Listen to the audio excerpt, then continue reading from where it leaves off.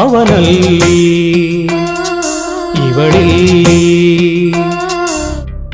ಮತ್ತೆ ಒಂದಾಗ್ತಾರಾ ಚಂದನ್ ಶೆಟ್ಟಿ ನಿವೇದಿತಾ? ಮತ್ತೆ ಇಬ್ಬರು ಜೊತೆಗೆ ಕಾಣಿಸಿಕೊಂಡಿದ್ದೇಕೆ?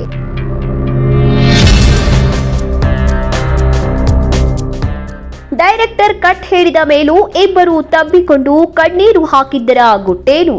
ಎದುರೆದುರು ಬಂದಾಗ ಹೆದರಿ ನಿಂತಾಗ ಅಲ್ಲೇ ಆರಂಭ ಪ್ರೇಮ. ನನ್ನ ನಿನ್ನ ನಡುವೆ ಏನೇನಿಲ್ಲ ಎಂದು ಕಣ್ಣಲ್ಲೇ ಮಾತಾಡಿಕೊಂಡ ಮಾಜಿ ದಂಪತಿಗಳು. ನಮ್ಮಲ್ಲಿ ಅಷ್ಟು ಕಂಪ್ಯಾಟಬಿಲಿಟಿ ಇರಲಿಲ್ಲ. So obviously I don't think ಅದು ನೆಕ್ಸ್ಟ್ ಫ್ಯೂಚರ್ ಅಲ್ಲ ರೀಕನ್ಸೈಲ್ ಆಗುತ್ತೆ. ದಿಢೀರಂತ ಡೈವರ್ಸ್ ಕೊಟ್ಟು ಟಾಟಾ ಬೈ ಬೈ ಹೇಳಿದ್ದ ಚಂದನ್ ಶೆಟ್ಟಿ ಹಾಗೂ ನಿವೇದಿತಾ ಗೌಡ ಇದೀಗ 9 ತಿಂಗಳ ನಂತರ ಮತ್ತೆ ಒಂದಾಗಿದ್ದಾರೆ. ಇಬ್ರು ಜೊತೆಗೆ ಕಾಣಿಸಿಕೊಂಡು ನಮ್ಮ ನಡುವೆ ಏನೂ ಆಗೇ ಇಲ್ಲ ಅನ್ನೋ ಹಾಗೆ ತಬ್ಬಿಕೊಂಡು ನಿಂತಿದ್ದಾರೆ. ಆದ್ರೆ ಇಲ್ಲೊಂದು ಸಣ್ಣ ಟ್ವಿಸ್ಟ್ ಇದೆ.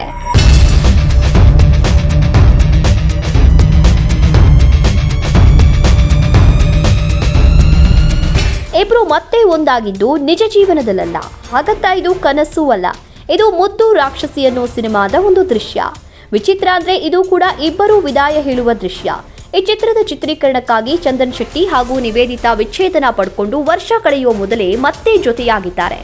ಸಿನಿಮಾದ ಇದೊಂದು ದೃಶ್ಯ ಬಾಕಿ ಇದ್ದ ಕಾರಣ ಈ ಸನ್ನಿವೇಶದ ಶೂಟಿಂಗ್ ಆಗಿ ಚಂದನ್ ಹಾಗೂ ನಿವೇದಿತಾ ಜೊತೆಯಾಗಿ ವೃತ್ತಿಪರತೆ ಮೆರೆದಿದ್ದಾರೆ. ಮೌನವೇನೇ ಧ್ಯಾನವೇ ಪ್ರೇಮ.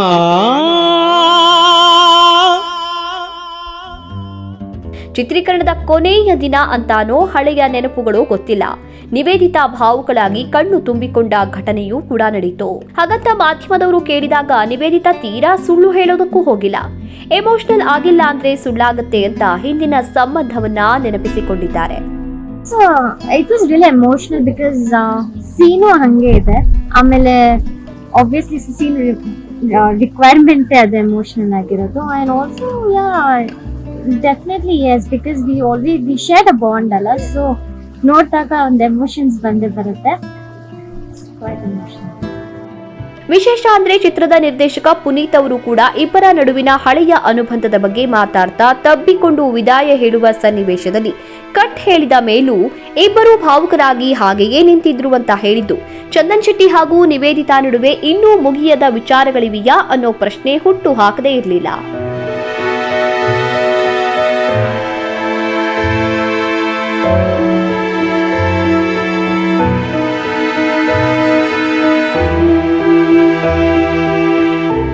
ಈ ಜಾಗದಲ್ಲಿ ಒಂದು ಮಾಂಟೇಜ್ ಇದೆ.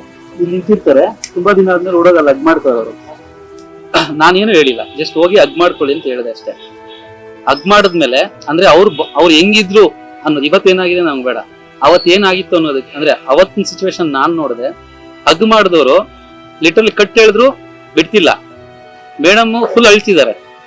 ಅವತ್ತೊಂದು 20 ನಿಮಿಷ ನಾವು ಗ್ಯಾಪ್ ಕೊಟ್ಟು ಅವ್ರಿಗೆ ಸಮಾಧಾನ ಮಾಡಿದ್ವಿ. ಅಂದ್ರೆ ಒಂದಷ್ಟು ನಾವು ನೋಡಿದೀವಿ. ಬೇರೆಯವ್ರು ಏನ್ ಮಾತಾಡ್ತಾರೆ ಅನ್ನೋದಕ್ಕಿಂತ ನಾನು ಇದ್ರ ಜೊತೆ ಇದ್ಕೊಂಡು ನಮ್ಮ ಟೀಮ್ ಟೆಕ್ನಿಷಿಯನ್ಸ್ ಎಲ್ಲ ನೋಡಿದ್ದಾರೆ ಅವ್ರ ಬಾಂಡೇಜ್ ಏನು ಅನ್ನೋದು. ಇದೇ ಪ್ರಶ್ನೆಯನ್ನ ಮಾಧ್ಯಮದವರು ಕೇಳ್ತಾರೆ. ಕೆಲವು ಸೆಲೆಬ್ರಿಟಿಗಳು ಡಿವೋರ್ಸ್ ತಗೊಂಡು ನಂತರ ಮತ್ತೆ ಒಂದಾದ ಉದಾಹರಣೆಗಳಿವೆ. ಅದೇ ರೀತಿ ನೀವೇನಾದ್ರೂ ಮತ್ತೆ ಒಂದಾಗ್ತೀರಾ ಅನ್ನೋ ಪ್ರಶ್ನೆಗೆ ನಿವೇದಿತಾ ಸ್ಪಷ್ಟತೆಯಿಂದಲೇ ಉತ್ತರ ಕೊಟ್ಟಿದ್ದಾರೆ. ಬೇರೆಯವರ ವಿಷಯ ಹೇಗೋ ಗೊತ್ತಿಲ್ಲ, ನಾವಿಬ್ರು ಮತ್ತೆ ಒಂದಾಗುವ ಸಾಧ್ಯತೆ ಇಲ್ಲ. ಇಬ್ಬರ ನಡುವೆ ಜೊತೆಗಿರುವಂತಹ ಹೊಂದಾಣಿಕೆ ಇಲ್ಲದ ಕಾರಣ ಮತ್ತೆ ಆ ಯೋಚನೆ ಇಲ್ಲ. ಇದಕ್ಕೂ ಮೀರಿ ನಮ್ಮ ನಡುವೆ ಏನು ನಡೆದಿದೆ ಅನ್ನೋದು ನಮಗ್ ಮಾತ್ರ ಗೊತ್ತಿರುತ್ತೆ. ಕೆಲವರು ಏನೇ ಮಾಡಿದ್ರೂ ಹೆಣ್ಣಿನದ್ದೇ ತಪ್ಪು ಅಂತ ನಿರ್ಧಾರ ಮಾಡ್ತಾರೆ. ಆದ್ರೆ ಸತ್ಯ ಏನು ಅಂತ ನಮ್ಗಷ್ಟೇ ಗೊತ್ತಿದೆ ಅಂತ ಹೊಂದಾಣಿಕೆಯ ಹೊರತಾಗಿಯೂ ಸಾಕಷ್ಟು ಸಮಸ್ಯೆಗಳಿವೆ ಅನ್ನೋದನ್ನ ಸೂಕ್ಷ್ಮವಾಗಿ ತಿಳಿಸಿದ್ದಾರೆ. ಆಬ್ವಿಯಸ್ಲಿ ಎಮೋಷನಲ್ ಆದೆ. ಅಂಡ್ ನೀವ್ ಈ ತರ ಕ್ವೆಶ್ಚನ್ ಕೇಳಿ ಸ್ವಲ್ಪ ಟ್ರಿಕ್ಕಿ ಆಗಿರತ್ತೆ. ಯಾಕಂದ್ರೆ ಏನು ಫೀಲೇ ಆಗಲ್ಲ ಅನ್ನೋ ತರ ಇರಲ್ಲ. ಆಬ್ವಿಯಸ್ಲಿ ಅಷ್ಟು ಇಯರ್ಸ್ ಎಲ್ಲ ಇದ್ಮೇಲೆ ಫೀಲಿಂಗ್ಸ್ ಅನ್ನೋದಂತೂ ಇದ್ದೇ ಇರತ್ತೆ.